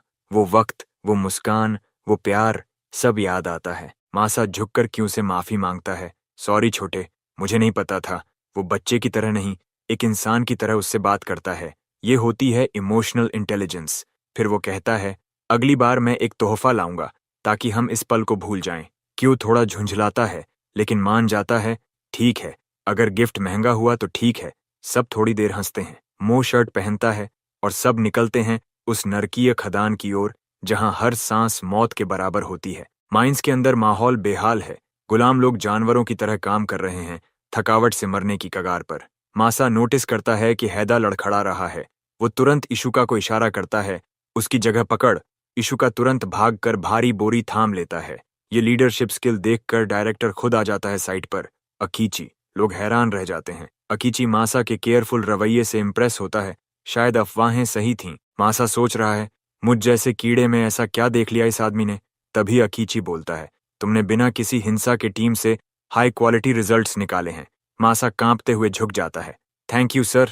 लेकिन अकीची के चेहरे पर एक अजीब सी मुस्कान है, कुछ तो गड़बड़ है। फिर वो कहता है, मैं तुम्हें बोनस देना चाहता हूं तुम्हारे काम के लिए। इतने सालों में किसी गुलाम को कभी इनाम नहीं मिला। मासा शौक में है और वेसिमा के चेहरे पर नफरत दिखती है। वेसिमा को कुछ गड़बड़ लग रही है और हमारे लड़के मो की नजरें भी सब कुछ शार्पली ऑब्जर्व कर रही हैं। अकीची कहता है, बोनस की बात ऐसे मत करो, इस माइंड में बहुत से नीच लोग हैं। चलो किसी सेफ जगह बात करते हैं। मासा, जो अब सपने देख रहा है, मो से कहता है, भाई शायद अब परिजो पास सच में मिल सकता है। लेकिन मो का चेहरा शांत नहीं है। वो खतरे को सूंघ चुका है। उसकी आंखें साफ कह रही हैं, कुछ तो गलत होने वाला है, बहुत गलत। उसे मासा को होशियार रखने की जरूरत महसूस होती है क्योंकि पूरी सिचुएशन कुछ गड़बड़ लग रही है। लेकिन इनाम की खुशी में डूबा मासा सोचता है कि सब ठीक ही होगा। शायद ये मेहनत का फल है, एक तरह का ब्लेसिंग है। वो बिना सोचे अकीची के ग्रुप के पीछे दौड़ पड़ता है। जाने से पहले कुसुनागी एक आखिरी बार मो को नाम लेकर बुलाता है और उसके चेहरे पर एक खतरनाक मलिशियस सी मुस्कान आ जाती है। वो पूछता है, डर लग रहा है क्या कि तेरे दोस्त के साथ कुछ होने वाला है? कुसुनागी फिर कैजुअली बोलता है कि आज की गैदरिंग मासा के घर होगी और अगले सीन में वही होता है। बेचार मासा अपने लो क्लास से दिखने वाले घर में अकीची और उसके लोगों को ले आता है। थोड़ा शर्मिंदा होकर कहता है, ये जगह थोड़ी गंदी है, लेकिन डायरेक्टर उसका मूड काटता है और कहता है कि बंद कमरा उनके डिस्कशन के लिए परफेक्ट है। अब तो मुझे भी डेथ फ्लैग्स दिखने लगे हैं। Fs in the chat for Masa. फिर मासा झिझकते हुए सबको अंदर बुलाता है और बोलता है, आराम से बैठो यार, मैं चाय बनाता हूँ। लेकिन तभी सब बदल जाता है। डायरेक्टर की असली शक्ल सामने आ जाती है। उसकी नजरों में घिन है उस गंदे घर के लिए।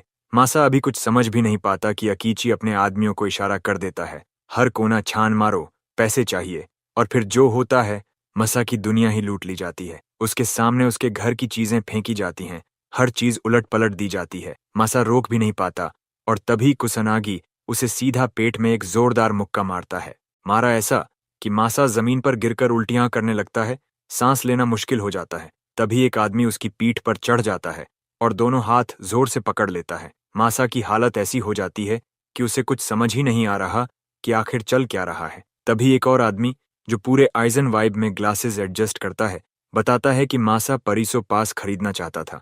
डायरेक्टर उसे डांटते हुए पूछता है, पैसे कहाँ छुपा रखे हैं? और मासा बस चुप खड़ा है। फिर डायरेक्टर उसे बालों से पकड़कर खींचता है जैसे कोई जानवर हो। कहता है, मेरा टाइम वेस्ट मत कर। और फिर एक भयंकर धमकी देता है, अगर तूने नहीं बताया तो पैसे से ज्यादा कुछ खोएगा। तभी मासा को समझ आता है कि जो स्पेशल बोनस की बात हुई थी वो सब झूठ था। अब वो रोते हुए मिन्नतें करता है, मेरे पास कुछ नहीं है, मैं बस एक गुलाम हूँ। लेकिन अची को एक्सक्यूजेस पसंद नहीं। वो मासा को जमीन पर गिराकर जोर से स्लैप मारता है। मासा फिर भी नहीं मानता तो डायरेक्टर अगले फेज का ऑर्डर देता है। एक आदमी प्लायर्स लेकर मासा की ओर बढ़ता है। मासा डरा हुआ अपनी जान की भीख मांगता है, लेकिन उस बेरहम आदमी को कुछ फर्क नहीं पड़ता। वो सीधे प्लायर्स को मासा के मुंह में डालता है, उसके सामने के दांत को पकड़ता है और खींचना शुरू कर देता है। मासा दर्द में चीखता है, रोता है, तड़पता है, लेकिन कोई नहीं रुकता। डायरेक्टर बस कहता है, अगली बार चुपचाप बोल देता तो ये सब नहीं होता। रक्त की धार बहती है। मासा सदमे और एग्नी में अपनी चेतना खोने लगता है, लेकिन अकीची वहीं नहीं रुकता। वो तो और भी एक्साइटेड हो जाता है ये सब दोहराने के लिए। वो साफ कहता है, अगर अगली बार तूने फिर मुंह नहीं खोला तो एक एक करके हर चीज खोएगा। इसके बाद सीन कट होता है और हम बाकी मजदूरों को दिखते हैं जो अपने ब्रेक टाइम में बैठकर बात कर रहे हैं। मासा की लंबी गैर मौजूदगी पर वो बातें कर रहे हैं, कुछ मजाक में कह रहे हैं। लगता है डायरेक्टर को मासा बहुत पसंद आ गया, लेकिन हमारा बंदा मोयो उतना नाइव नहीं है। तभी डेप्यूटी डायरेक्टर वीमा वापस आता है। उसके चेहरे पर एक अजीब सा डिसअपॉइंटमेंट और सैडनेस है। मोयो उससे सीधे पूछता है, मासा कहाँ है? लेकिन वीमा एक्ट करता है जैसे कुछ जानता ही नहीं। मोयो फिर भी पीछे नहीं हटता। मुझे पता है तुम लोग कुछ गड़बड़ कर रहे हो। वीमा थोड़ा डर जाता है। वो एक्सपेक्ट नहीं कर रहा था कि कोई इतना बोल्ड होगा, लेकिन फिर भी मोयो की सेफ्टी के लिए वो उसे एक आखिरी सलाह देता है, अगर तुझे अपनी जान प्यारी है तो और गहराई में मत जा। हमारा लड़का उस सलाह से बेहद झुंझला जाता है, लेकिन अफसोस इस हालत में वो ज्यादा कुछ कर भी नहीं सकता। अगले दृश्य में हमें पता चलता है कि मासा की वहशी यातना अभी खत्म नहीं हुई है। उसके ज्यादातर दांत टूट चुके हैं और वो दर्द में कराहे बिना एक शब्द भी नहीं बोल सकता। उसे जमीन पर रेंगते देख अकीची सलाह देता है कि अब विरोध बंद कर दे, वरना जिंदगी भर ठीक से खाना नहीं खा पाएगा। अपने बचे खुचे दांतों के साथ मासा चीखता है, मेरे पास पैसे नहीं हैं, मैं कुछ कह भी नहीं सकता। उसका ये जिद्दी रवैया डायरेक्टर को और भी भड़का देता है और वो यातना को और बढ़ा देता है। मासा का एक और दांत टूटता है, लेकिन इस बार बात और भी डरावनी है। उसका वही टूटा हुआ दांत उठाकर उसी की मसूड़ों में जबरन घुसेड़ा जाता है। दर्द ऐसा कि जैसे नसें फट जाएं, और अकीची मुस्कुराता है जैसे उसने कोई दया दिखाई हो। अब डायरेक्टर की यातना का असली तरीका सामने आता है, सारे दांत तोड़ना और फिर एक एक को वापस उसी के मुंह में लगाना। ये था उसका सिंगिंग ट्यून, एक्सट्रैक्शन और रीइम्प्लांटेशन। मासा का मुंह लहूलुहान है, कोई रहम नहीं, कोई ब्रेक नहीं। पूरी क्रूरता के साथ उसे तोड़ा जा रहा है। एक एक पल, एक एक चीख उन शैतानों को मजा दे रही है। डायरेक्टर अपनी दरिंदगी में डूबा है और दूसरी तरफ मासा दर्द में चिल्ला रहा है। एक और यातना सेशन के बाद डायरेक्टर फिर से पूछता है, अब तो बोल देगा ना पैसे कहाँ हैं? लेकिन मासा अब भी अपनी टूटी हुई हड्डियों और बिखरे दांतों के साथ जमीन पर पड़ा है। उसके पास बस एक ही सहारा है, अपनी बहन की प्यारी यादें, उस आजादी की, उस मासूम मुस्कान की, उस भविष्य की जो उसे इस नर्क से बाहर निकाल सकती है। मासा अब भी हार मानने को तैयार नहीं है। उसके दिल में एक ही वादा है, मैं कभी हार नहीं मानूंगा। उसकी छोटी बहन यूई को एक मेडिकल सर्जरी की जरूरत थी। सर्जरी सफल रही, लेकिन पैसे के बारे में सुनकर यूई दुखी हो गई। लेकिन मासा ने उसे कुछ महसूस नहीं होने दिया। बोला, मुझे नई नौकरी मिल गई है, अब मैं खूब पैसे कमाऊंगा तुम्हारे लिए। और आज चाहे जो भी हो, मासा टूटेगा नहीं। वो नहीं चाहता कि उसकी बहन अकेली रह जाए। और सच कहें, इस पल में मासा मेरा भी फेवरेट कैरेक्टर बन गया है, मोह से भी ज्यादा। क्या कमाल का बंदा है ये। दूसरी तरफ डायरेक्टर अब चौंक चुका है। कैसे एक गुलाम अब तक इतना डटा हुआ है, इतना टॉर्चर, और फिर भी हार नहीं मानी। अखीची के पास भी अब ज्यादा आइडिया नहीं बचा। तभी कुसनागी आगे बढ़ता है और आते ही अपने ही आदमियों को लात मारता है। डायरेक्टर खुद हैरान है इस सीन पर।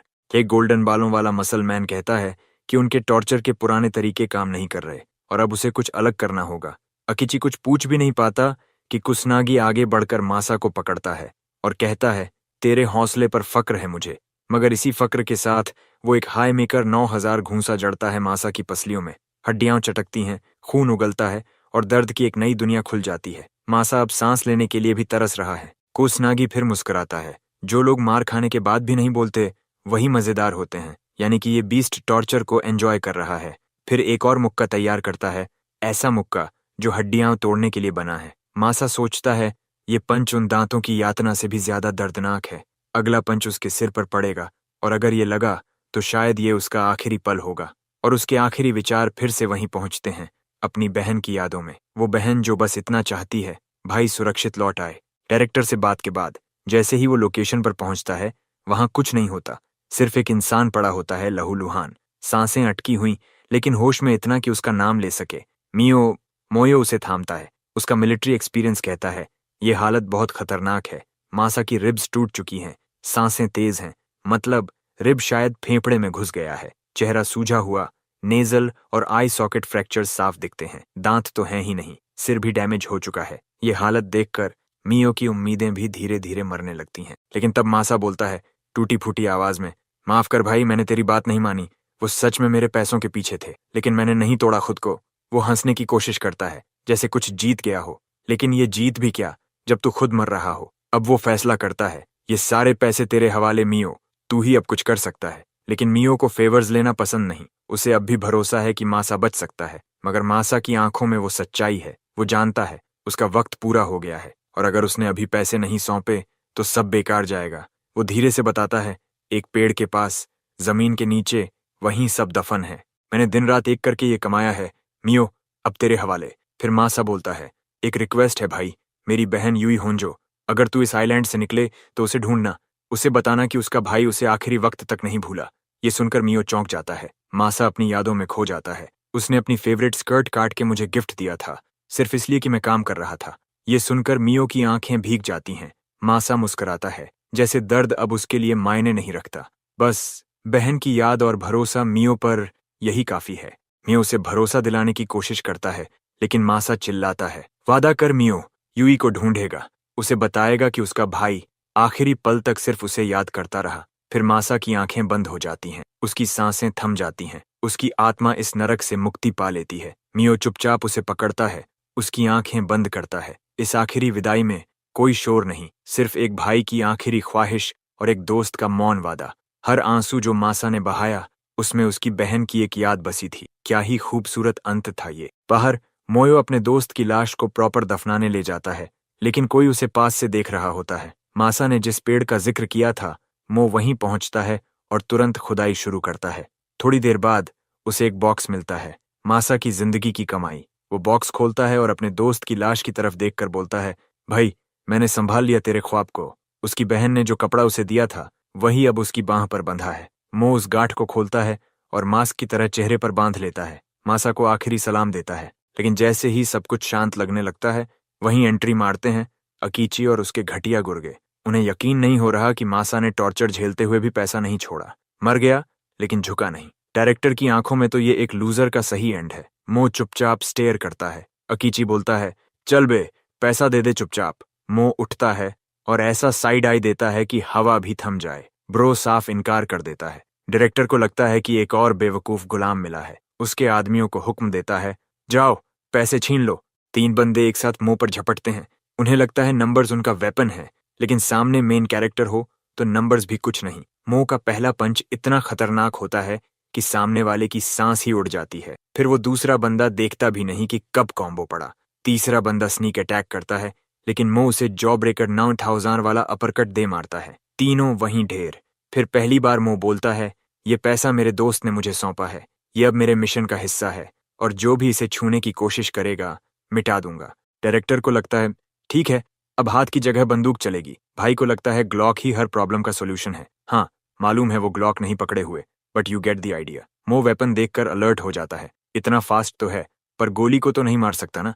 लेकिन तभी कुसानागी आगे आता है। वो डायरेक्टर को सलाह देता है, छोड़ो गोली वोली, मुझे इससे निपटने दो।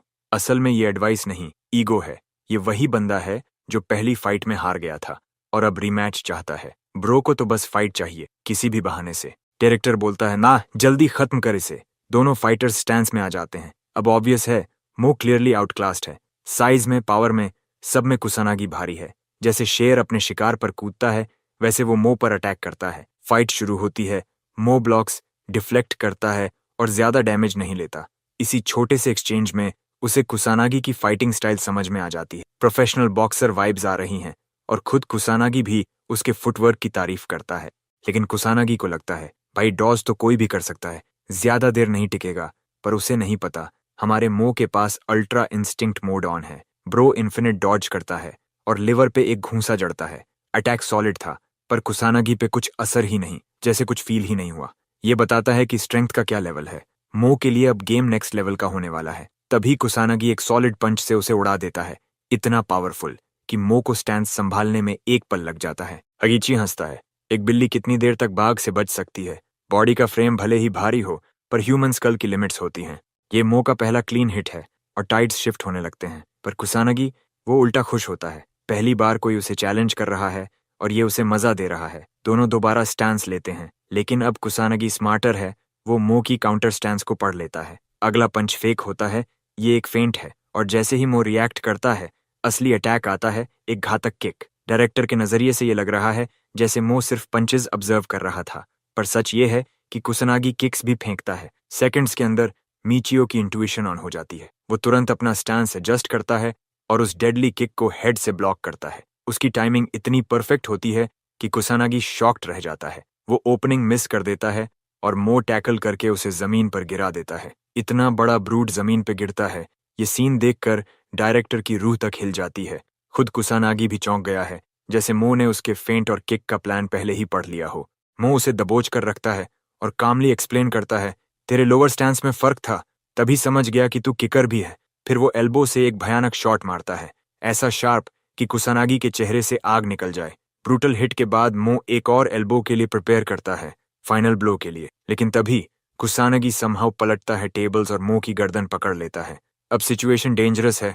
मो की नेक पकड़ ली गई है, एस्केप मुश्किल है। कुसानागी हंसते हुए कहता है, तू बहुत करीब आ गया जीतने के, पर एक बात भूल गया। फिर वो उसे जमीन पर स्लैम करता है और सीधे गला दबाना शुरू कर देता है। ये मार्शल आर्ट्स फाइट नहीं है, ये है स्ट्रीट प्रॉल, जहां रूल्स एग्जिस्ट नहीं करते। अब मो स्ट्रगल कर रहा है, सांस नहीं ले पा रहा। डायरेक्टर अकीची मीनवाइल पूरा एंटरटेनमेंट ले रहा है। उसने कभी कुसानागी को किसी के खिलाफ इतना सीरियस होते नहीं देखा। कई गुलाम पहले भी बगावत कर चुके थे, कुछ मार्शल आर्टिस्ट भी थे, लेकिन अंत में सब कुसानागी के हाथों स्लॉटर हुए, क्योंकि ये बंदा फाइट करता है गंदा, एक सच्चा ब्रॉलर। उसे रूल्स की परवाह नहीं। वो मानता है कि मार्शल आर्टिस्ट्स उसके सामने बच्चे हैं। उसका एक्सपीरियंस उसे कॉन्फिडेंस देता है और वो मो का दम घोंट रहा है। लेकिन हमारे भाई ने हार नहीं मानी। मो अप्लाई करता है एक प्रिसाइज पाल्म स्ट्राइक कुसानागी की गर्दन पर। साथ ही अपने पैरों की पोजीशन बदलकर एक ऐसा एंगल बना लेता है जिससे ओपोनेंट की पकड़ कमजोर हो जाती है। कुसानागी अब रियलाइज करने लगा है, ये बंदा कोई मामूली लड़ाका नहीं है। उसके दिल में पहली बार डर पैदा हो रहा है। जी स्टाइल की तो वो है क्राव मागा, एक डेडली मार्शल आर्ट जो स्पेशल फोर्सेस यूज करते हैं। पर इतना ही काफी नहीं। मो एक पत्थर उठाता है और कुसानागी का सिर कुचलने के लिए उसे पूरी ताकत से उठाता है। पत्थर उसके हाथ में है और उसका निशाना साफ है, कुसानागी की खोपड़ी। लेकिन तभी कियो की आवाज उसके जहन में गूंजती है, वो बच्चा जिसने एक रूथलेस किलर से कहा था कि वो मर्डरर मत बनो। ये याद आते ही मो रुक जाता है, पत्थर को दूर पानी में फेंक देता है। लगता है लड़ाई खत्म हो गई है, कुसानगी बेसुध है। लेकिन नहीं, 1 मिनट बाद ही वो फिर से उठ खड़ा होता है, आधे दांत टूटे हुए। फिर भी वो बोल रहा है, मजा आया। लड़ाई फिर से शुरू होने वाली है। मो को भी समझ आ जाता है कि राउंड 2 शुरू होने वाला है, लेकिन उससे पहले ही अकीची पीछे से अपनी गन लोड करता है। मो तुरंत नीचे झुकता है और गोली चकमा खा जाती है, लेकिन दुर्भाग्य से कुसानगी सीधा उस गोली के रास्ते में आ जाता है। उसके सीने में गोली लग जाती है। दूसरी ओर मिचियो गिरने ही वाला था, लेकिन क्लिफ के किनारे को पकड़कर अपनी जान बचा लेता है। कुसानगी अब भी सदमे में है कि क्या ही हो गया, लेकिन अब लड़ाई का अंत तय हो चुका है। डायरेक्टर उस वक्त फ्रस्ट्रेटेड था कि उसने एक बार में गुलाम को खत्म करने का मौका मिस कर दिया, लेकिन उससे भी ज्यादा हैरानी की बात यह थी कि उसे कुसानागी को गलती से गोली मारने पर कोई गिल्ट नहीं था। उसकी नजर में वो सिर्फ एक लूजर था जो एक गुलाम को भी खत्म नहीं कर पाया। ब्लॉन्ड ब्रूट गुस्से में उसे गालियां देता है, लेकिन वो साइको डायरेक्टर बड़ी ही ठंडी मुस्कान के साथ बोलता है, जिस नौकर से काम ना निकले उसे तो कुत्ते की तरह मार देना चाहिए। और इसी बगावत में कुसानागी अपने आखिरी हमले के लिए आगे बढ़ता है। हाँ ब्रो, सच में उस आदमी पर चार्ज करता है जिसके हाथ में गन है और जो उस पर निशाना साध रहा है। अकीची बड़ी खुशी से उस पर कई गोलियां चलाता है। अब मुझे नहीं पता ये ब्लॉन्ड बंदा कौन सा प्लॉट आर्मर पहन के आया है, लेकिन गोली खाने के बावजूद कैसे भाग रहा है। डायरेक्टर खुद चौंक जाता है। What the fudge is happening. Kusanagi अपने आखिरी रिबेलियन में पूरा ताकत लगाकर एक टेक्सास स्मैश डायरेक्टर के चेहरे की ओर घुमा देता है। अकीची जानता है कि अगर ये पड़ा तो उसका चेहरा आईने में दिखना बंद हो जाएगा, इसलिए वो अपना एम बॉट एक्टिवेट करता है और एकदम क्लीन हेडशॉट मारता है, जिससे कुसानगी की फ्यूरी यहीं पर खत्म हो जाती है। उसका मुक्का अकीची के चेहरे से कुछ इंचेस की दूरी पर रुक जाता है, लेकिन डर इतना होता है कि डायरेक्टर लिटरली अपनी पैंट गीली कर देता है। कुसानागी की लाइफलेस बॉडी जमीन पर गिरती है और डायरेक्टर पागलों की तरह हंसने लगता है। वो इस पल को सेलिब्रेट करता है, कुसानागी की लाश को लात मारते हुए, जैसे कह रहा हो, गुड रिडन्स मैड डॉग। सच में ब्रो के डेड बॉडी से उसे इतनी प्रॉब्लम है कि वो उसे बार बार लात मार रहा है। अकीची अपने बचे खुचे सिपाहियों पर चिल्लाता है, तुरंत रिपोर्ट तैयार करो, इस बंदे की मौत का इल्जाम मिचियो पर डाल दो। बोलो उसने गन चुरा ली थी। फिर वो वापस उस शख्स की ओर मुड़ता है जो इन सबका जिम्मेदार है। मिचियो दूर से उसे घूर रहा है, काल्म और कैलकुलेटिंग नजर से। डायरेक्टर उसे अपलॉड करता है कि उसने यहाँ तक पहुंचकर अपनी ताकत साबित की, लेकिन साथ ही अकीची उसे याद दिलाता है कि एक आदमी कभी भी जंग नहीं जीत सकता, आखिर में तो वेपन्स और स्ट्रेटेजी ही जीतते हैं। अचानक मिचियो दोनों हाथ ऊपर उठा देता है, सरेंडर का इशारा। अकीची को एक पल के लिए झटका लगता है कि इतना ताकतवर फाइटर भी गन के आगे डर गया। मिचियो एक शब्द भी नहीं बोलता, बस अपने सरेंडर की पोजीशन मेंटेन करता है। अकीची को उसकी जान बख्शने का कोई मूड नहीं। आखिर उसके बुलेट्स और टाइम दोनों बर्बाद हो गए। एरोगेंटली अकीची उसके पास चलता है, पॉइंटिंग आउट करता है कि उस गुलाम ने बड़ी गलती की क्लिफ के एज की ओर भागकर। तभी मो पहली बार बोलता है, एक्चुअली मैंने सही चॉइस की थी। तभी एक अजीब सी आवाज आती है। डायरेक्टर चौंक कर पूछता है, ये आवाज कहाँ से आ रही है? याद है ना वो एम्बॉट ड्रोन्स जो पहले देखे थे? हाँ। मो के क्लिफ के पास पहुंचते ही वो एक्टिवेट हो जाते हैं। डायरेक्टर अब समझ जाता है कि होने क्या वाला है, और हम भी। उसके गार्ड्स को समझ में आने से पहले ही मैड परस्यूअर ड्रोन ने उन्हें शूट कर दिया।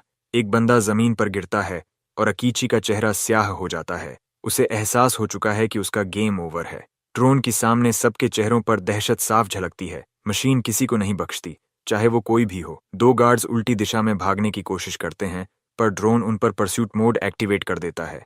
अब ये तब तक नहीं रुकेगा जब तक टारगेट एलिमिनेशन ना हो जाए। अब चलिए थोड़ी देर के लिए मिचियो के थॉट्स में घुसते हैं। उसके मन में एक ही बात है, मैड परस्यूअर नोटोरियस है किसी भी मूविंग टारगेट को मारने में, बिना किसी हेजिटेशन के। और वही होता है। दोनों भागे हुए गार्ड्स एक सेटिस्फाइंग तरीके से गिराए जाते हैं। डायरेक्टर, जिसने अभी तक मो के सिर पर गन तानी हुई थी, अब लिटरली कांप रहा है। हमारा बॉय समझ चुका है कि ये बास्टर्ड अकीची अब बिल्कुल हिल भी नहीं रहा, क्योंकि उसे पता है ड्रोन्स किसी भी मूवमेंट पर रिएक्ट करते हैं। अभी दोनों के बीच एक परफेक्ट स्टैंड स्टिल बना हुआ है। अगर कोई भी हिला तो एलिमिनेशन कंफर्म है। ड्रोन अब पूरे इलाके का सर्वे कर रहा था और दूसरी तरफ अकीची अपने मन में उलझा हुआ था। उसे समझ नहीं आ रहा था कि एक मामूली स्लेव ने कैसे इस ड्रोन को यहाँ तक लाकर खड़ा कर दिया। बाकी के स्लेव्स को तो इस ड्रोन के एग्जिस्टेंस के बारे में भी पता नहीं था, लेकिन इस वक्त अकीची को इन सब बातों से फर्क नहीं पड़ता। उसका एकमात्र मकसद था इस खतरनाक स्लेव को मार गिराना। पर जैसे ही वो ट्रिगर दबाने वाला था, मोयो ने फिर बोलना शुरू किया। वो डायरेक्टर को याद दिलाता है कि अगर उसने ट्रिगर दबाया तो सिर्फ मोयो ही नहीं मरेगा, बल्कि ड्रोन उसे भी छेद डालेगा। अकीची को उसकी बातों पर शक होता है। उसे लगता है कि मोयो सिर्फ ब्लफ कर रहा है। डायरेक्टर मानता है कि ड्रोन की डिटेक्शन टेक्नोलॉजी इतनी एडवांस्ड नहीं कि वो एक छोटे से ट्रिगर मूवमेंट को पकड़ सके। मोयो भी यह बात जानता है, लेकिन अब उसका मकसद टाइम खरीदना है। इसलिए वो अकीची को प्रोवोक करता है। दबा ट्रिगर, डरता क्यों है? देख लेते हैं ब्लफ है या नहीं। अब डायरेक्टर इतना डर गया है कि उसका हाथ कांप रहा है, पर फिर भी हिम्मत नहीं जुटा पा रहा ट्रिगर खींचने की। अकीची के मन में डर साफ था, लेकिन गुस्सा भी कम नहीं। उसे गुस्सा था कि एक स्लेव उसके सामने खड़ा है और उसे कायर कह रहा है। उसके दिमाग में ये भी घूम रहा है कि क्या वाकई ड्रोन एक ट्रिगर खींचने भर से हमला कर देगा। वो नहीं चाहता अपनी जान खतरे में डालना। वहीं दूसरी तरफ मोयो अपने ब्लफ से समय खींच रहा था। उसे पता था कि ड्रोन थोड़ी देर हवा में हॉवरिंग करेगा और फिर अपने इनिशियल पोजीशन लौट जाएगा। उसी गैप में वो डायरेक्टर पर हमला करेगा और सिचुएशन पलटेगा। अब ये सब एक पेशेंस बैटल में बदल गया था। हवा में ड्रोन था, नीचे जमीन पर डर और घमंड से भरा डायरेक्टर, और सामने खड़ा एक घायल लेकिन चालाक स्लेव। तभी जंगल की ओर से एक तेज हवा का झोंका आता है जो ड्रोन को थोड़ा असंतुलित कर देता है। अकीची को मौका मिल जाता है। बिना देर किए वो ट्रिगर दबा देता है। और नहीं, ये वो कहानी नहीं है जिसमें protagonist point blank bullets dodge कर ले। गोली मोयो के कंधे को चीरते हुए निकलती है और उसके रिस्पॉन्स की वजह से ड्रोन उसे तुरंत टारगेट लॉक कर लेता है। अब मोयो जान गया था कि उसके पास वक्त नहीं है। वो बिना कोई सोच विचार किए आगे की तरफ दौड़ता है। ड्रोन ने गोलियों की बारिश शुरू कर दी थी, पर मोयो अब तक बचता रहा। फिर उसने एक खतरनाक कदम उठाया। वो क्लिफ से कूद गया, लेकिन दिक्कत ये थी कि हवा में डॉज करना नामुमकिन था और ड्रोन की एक गोली उसके थाई में जा लगी। ऊपर से अकीची खड़ा हंस रहा था। उसे लग रहा था कि ये अंत है। मोयो का शरीर क्लिफ से नीचे गिर रहा था। कोई सुरक्षा नहीं, दो जगह से घायल। पर मोयो ने एक आखिरी चाल खेली। हवा में खुद को पलटकर उसने अपने दोनों पैरों के बल समुंदर में लैंडिंग कर दी। पानी में गिरने के बाद भी ड्रोन शांत नहीं हुआ। वो अब भी बुलेट्स की बारिश पानी पर कर रहा था, पर किस्मत से कोई गोली मोयो को नहीं लगी। पानी का फायदा उठाते हुए मोयो गहराई में चला गया और ड्रोन को लगा कि टारगेट एलिमिनेटेड हो गया है। इसलिए वो अपने ओरिजिनल पोजीशन लौट गया, जहां अकीची अपने हाथ में बंदूक लेकर खड़ा था, पर अब भी इतना मूर्ख नहीं कि ड्रोन से दुश्मनी ले। जैसे ही वो क्लिफ के पास जाता है, उसे पता चलता है कि स्लेव की डेथ हो चुकी है। उसकी जीत देखकर वो खुद में ही खुश होता है, जैसे ट्रेवर वॉलिस या मैट राइफ की कोई सैवेज रील देख ली हो। मीनवाइल हमारा बॉय मो पानी से निकलता है। डायरेक्टर और ड्रोन दोनों गायब हैं। इमीडिएट डेंजर खत्म, लेकिन अब असली प्रॉब्लम शुरू।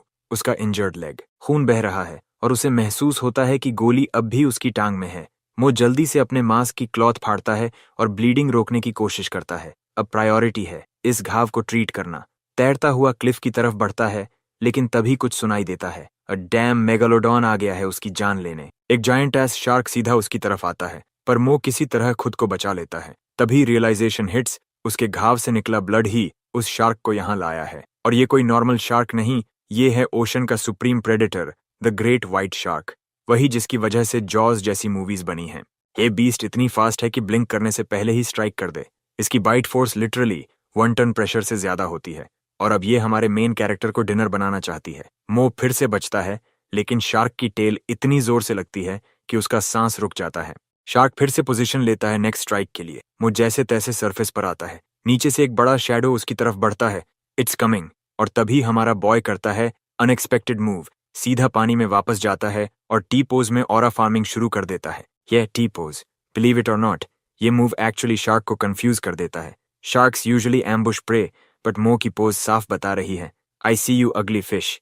कुछ सेकंड्स के लिए शार्क लिटरली स्टन हो जाता है, लेकिन उसका ब्लीडिंग लेग प्रॉब्लम बना रहता है और शार्क फिर से अग्रेसिव हो जाता है। मो समझ चुका है कि अब बचने का एक ही तरीका है, अटैक द नोज, जहां इसका लोरेंजिनीज ऑर्गन होता है। जैसे ही शार्क अपना जॉज खोलता है फाइनल बाइट के लिए, मो अपनी पूरी ताकत से उस ऑर्गन पे पंच करता है। फॉर अ सेकंड उसे लगता है कि स्ट्रैटेजी काम कर गई, बट नोप, शार्क उस पर फुल फोर्स से टैकल करता है और मो लिटरली पानी से बाहर फेंका जाता है। प्रो समझ जाता है फिजिक का फर्क रियल है। Injured unarmoured human versus great white shark, it's like real life on Elden ring difficulty. लेकिन फिर भी वो हार मानने से इनकार करता है। मो फिर से सांस लेने की कोशिश करता है, लेकिन शार्क अभी भी उसे टारगेट कर रहा है, इस बार उसके ब्लाइंड स्पॉट से। जैसे ही वो पलटता है, शार्क का मैसिव जॉ खुल चुका है। किसी तरह वो फिर बच जाता है, पर इस बार उसकी शर्ट उसके जॉज में फंस जाती है। अब वो शार्क के साथ ड्रैग हो रहा है। शार्क उसे घसीटते हुए डीप सी में ले जाता है और वहीं मो के माइंड में एक ब्रूटल ट्रूथ सेट हो जाता है। Even peak human strength is nothing in front of N apex aquatic beast. उसने फुल फाइट दी, पर अब उसका बॉडी एक रैग डॉल की तरह शार्क के साथ बह रहा है, समुद्र के अंधेरे में।